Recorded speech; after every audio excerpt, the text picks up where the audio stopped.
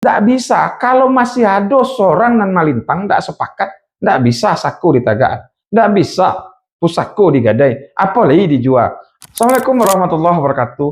Di Minangkabau kata mufakat tu nan paling tinggi. Maka kalau mengambil putusan harus dirundiang. Tidak bisa di Minangkabau pantang-mantang awak mama, kemudian mengambil putusan, tidak bisa. Harus dirundiang kau makan-makan. Kalau kemudian pucuk harus dirundiang je penghulu. Jadi niat mama salingkaran, baik di suku maupun di kaum maupun di nagari.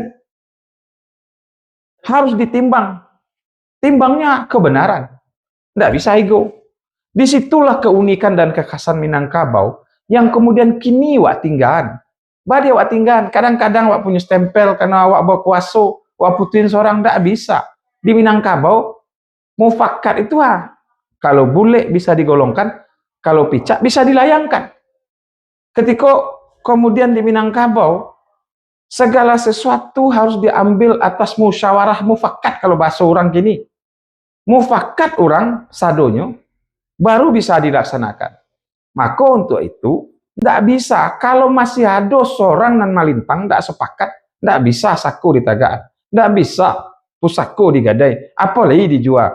Atau kalau mengambil putusan segala sesuatu, harus sepakat sadonyo.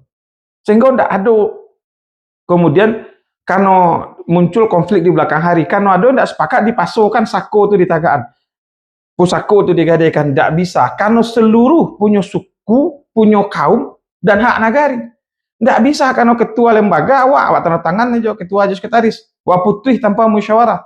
Karena yang paling tinggi di Minangkabau itu musyawarah. Dan musyawarah mufakat itu dicari kato nanbana, kato nambanganannya apa? Yaitu kebenaran itu sendiri, tidak tagak sendiri kebenaran itu. Jadi kalaupun boleh diputuhi, dek pucuk, dek mama, tapi harus bersandar kepada kebenaran. Kebenarannya apa? Kebenaran agama, kebenaran adat yang ada. Tidak bisa kemudian dengan ego, tagaan di kampung-kampung kan awak pucuk, kan awak ketua, awak putuhi seorang. Dan itu yang membedakan awak di Minangkabau.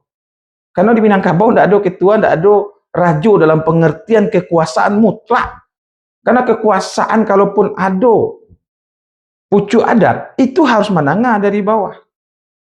Harus kemudian kata mufakat. Kalau kemudian ada kemudian datang ke awak kata putih, harus awak pertimbangan juga kebenaran. Bukan dengan ego. Atau kemudian tanpa pengetahuan awak putus. Untuk itu kepada kita, jan adat itu hanya dibaca-baca. Jan adat itu hanya disabik-sabik dalam rundiang. Atau dibaca ditambuk. Tapi adat itu, yang walaksanakan adat nan sabana adat nan teradat, adat nan diadatkan, adat istiadat. Bahasa warnanya. Jangan kemudian kata cari-cari, bukan kata yang dicari. Tapi kata cari-cari. Yang tidak ada. Kemudian kesepakatan dipaksakan. Tidak. Biarlah bagi cek orang, kalau alum putih kini, diino-inoan dulu.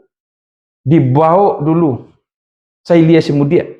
Dilayangkan dulu. Sampai kemudian dapat. Dan itulah kekhasan Minang. Bukan lambek mambil putusan. Karena harato itu punya bahasamu. Sako itu punya bahasamu. Nagari punya bahasamu. Harus diputuskan secara bersama. Payah berunding di Minangkabau, tidak. Kalau tahu caranya. Assalamualaikum warahmatullahi wabarakatuh.